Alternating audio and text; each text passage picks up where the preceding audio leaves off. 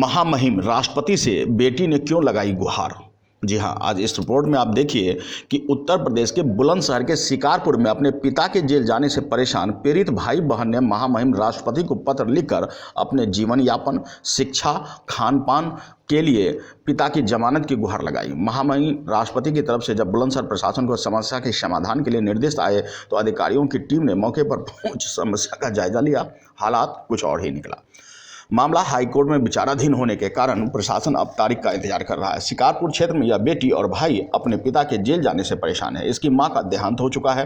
रिश्तेदार में बुआ देखभाल कर रही है। कुछ दिन पहले इस बेटी ने महामहिम राष्ट्रपति को पत्र लिखा और गुहार लगाई कि वह भूखमरी के कगार पर है। शिक्षा का कोई भी साधन साथ नहीं मिल पा रहा है। पिता जेल में हैं जिनको फर्जी तरीके से फंसाया गया है, उनकी जमानत नहीं हो पा रही है, जिस पर महामहिम राष्ट्रपति की तरफ से उत्तर प्रदेश सरकार और बुलंदशहर प्रशासन के माध्यम से जब खुर्जा प्रशासन इस बेटी के घर पहुंची तो अधिकारियों को टीम ने इससे हालात का जायजा लिया और हर संभव मदद करने की आश्वासन भी दिया। एसडीएम ईशा प्रिया का कहना है कि जब उनसे खाने और भोजन के बारे में पूछा गया तो उन्होंने बताया कि रिश्तेदार मदद कर रहे हैं। साथ ही शिक्षा के बारे में भी बताया कि रिश्तेदारों के द्वारा मदद मिल रही है।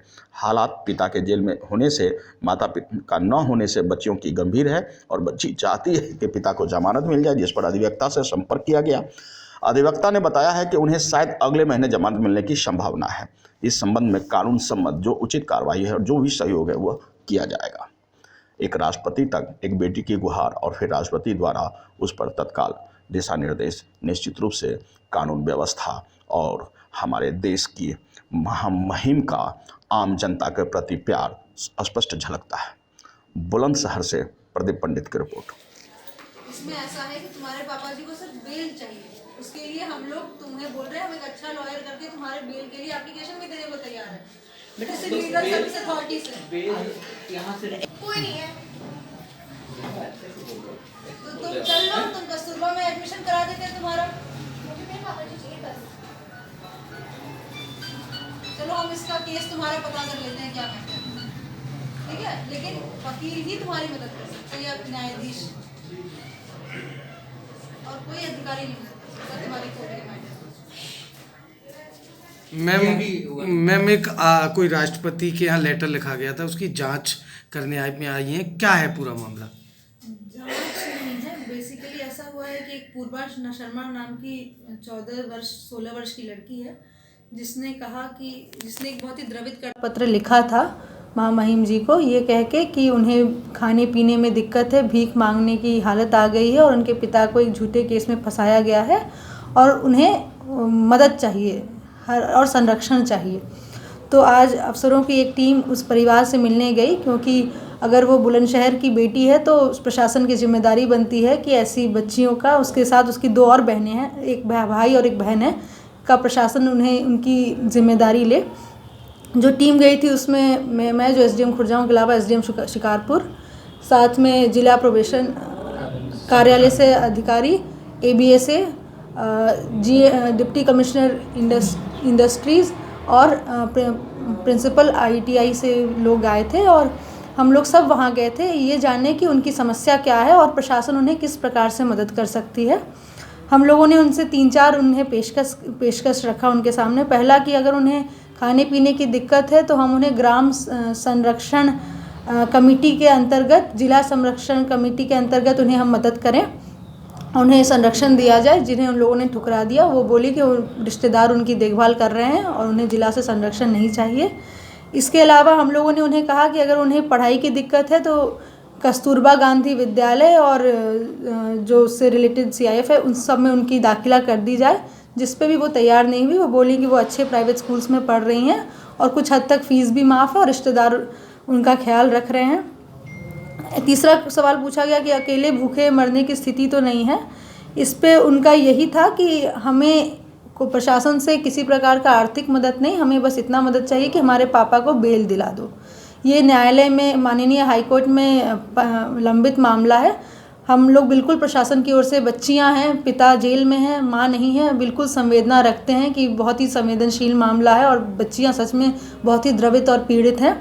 इसमें हम लोगों ने उन्हें सलाह, उनकी वकील वगैरह से भी फ़ोन पे बात की, जिससे ये समझ में आया कि 1 महीने के अंदर केस बेल की हियरिंग के लिए आने वाला है और उसमें वकील साहब ने भी बताया कि 80-90% बेल मिलने की गुंजाइश है। तो हमने उन्हें ये सारी बातें समझाई। साथ में क्योंकि आर्थिक मदद नहीं मांगा, फिर भी हम लोगों ने अपना नंबर, और आगे भी हम लोग इनकी देखरेख करते रहेंगे कि कोई अन्य समस्या इनकी आए तो उसको हम सुझा पाएँ। देख लो बेटा, तुमने इतना खत लिखा, हम लोग को बहुत दुख हुआ कि एक बच्ची हमारी राज्य की, हमारे खुर्जा की दुख में है, हमारे बुलंदशहर की। तो हम ITI के प्रिंसिपल साहब को लेके आए, बोलो तुम्हें आगे स्किल की ट्रेनिंग चाहिए तो बताओ, हम लोग अभी तुम्हारा देख लो बेटा, कह दो अभी कह दो। किसी फैक्ट्री में नौकरी करना चाहती तो वो शादी हो गई। फैक्ट्री में नौकरी करना चाहती हो वो भी करवा सकते हैं। अगर तुम्हें ITI में नहीं जाना चाहती हो, तुम ITI पता है ना तुम्हें, हाँ, तुम चाहती हो कॉलेज जाना, तो ITI में नहीं जाना चाहती हो। बेटा देख लो, सही हो तो बता दो,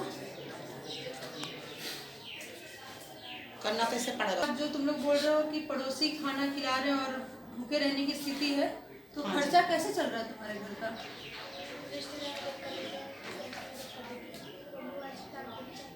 बुआ जी प्लांट पे जाती है। बुआ जी कौन, ये है आप? है बुआ जी? हाँ। तो आपका अपना परिवार नहीं है? ना, मेरा परिवार है, मैं बच्चे में से छोड़ दिया है अपना परिवार, बस जाती हूँ। अच्छा, जाती आती रहती है। हाँ, और मैंने कह दिया। आपको सरकार से कोई आर्थिक मदद चाहिए?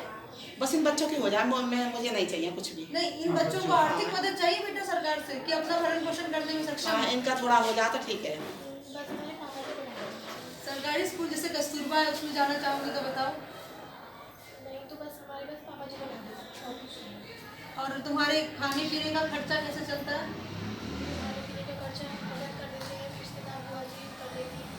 ऐसा कोई अनाथ वाली बात नहीं है ना? नहीं, देती तो हैं, सब परेशान ना है देने में, मैं देती हूँ। तो अनाथ वाली इंटर कॉलेज में रिटायर है तो मैं भी देती हूँ, बहन भी देती है छोटी, इस तरह बात से। कर ले। हाँ, ये देती तो अनाथ वाली बात नहीं है ना? अब एक और बात है कि तुमने लिखा है कि मेरे पिताजी को झूठे केस में जेल भेज दिया गया है और उनको निकाल दीजिए। पुलिस आपको रात में आके परेशान कर रही है? पिछली बार तो पुलिस रात में आके परेशान की है। सन 17 की बात है ये, अब नहीं। अरे लेटर तो अभी लिखा आप लोगों ने। वहाँ करती थी बहुत ज्यादा, अभी मुर्गे का काम चिपकाए हैं। हाँ, पुलिस पहले परेशान करती थी। पिछला कब परेशान की पुलिस?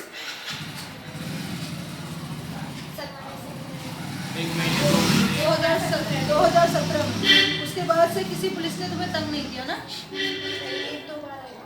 कब आए थे? इस साल आए 2019 में? 2019 में कोई नहीं आया है। पुलिस की रिपोर्ट मैंने CO साहब बीमार है, नहीं तो वो भी आते। CO साहब ने लिखा, पुलिस की रिपोर्ट है मेरे पास, उसमें उन पे 307 का मुकदमा चल रहा है। 307 समझती हो क्या है? हाफ मर्डर या अटेम्प्ट टू मर्डर का मुकदमा चल रहा है। तो उनकी जो बेल होगी ना, वो कोर्ट से होगी। अगर उन्हें वकील चाहिए तो उसके लिए भी डिस्ट्रिक्ट लीगल सर्विस अथॉरिटी होता है, उसमें एक अच्छा वकील हम लोग करा सकते हैं आपके लिए। वो पूछ लेंगे हम बार एसोसिएशन से। जहाँ तक बार एसोसिएशन की बात है, कोई अगर वकील मुफ्त में मदद करने को तैयार है तो वो कर सकते हैं, क्योंकि वो वकील तो सरकारी है नहीं। मैं उनसे अनुशंसा कर सकती हूँ कि आपके पिताजी के लिए केस लड़के बेल के लिए कुछ हेल्प करें, है ना? इसके अलावा और कोई सरकारी मदद? मैं खुद आई हूँ, हमारे सारे अधिकारी आए हैं। अधिकारी अपना रोटी की शिक्षा की है, बस मकान हमारे पास है। GM DIC है जी, इंडस्ट्री देखते डिप्टी कमिश्नर इंडस्ट्री है। मैं प्रिंसिपल ITI है जिला। अगर आपने अब तक हमारा चैनल सब्सक्राइब नहीं किया है तो सब्सक्राइब करें और बेल आइकन अवश्य दबाएं ताकि खबरों का नोटिफिकेशन आपको मिलता रहे।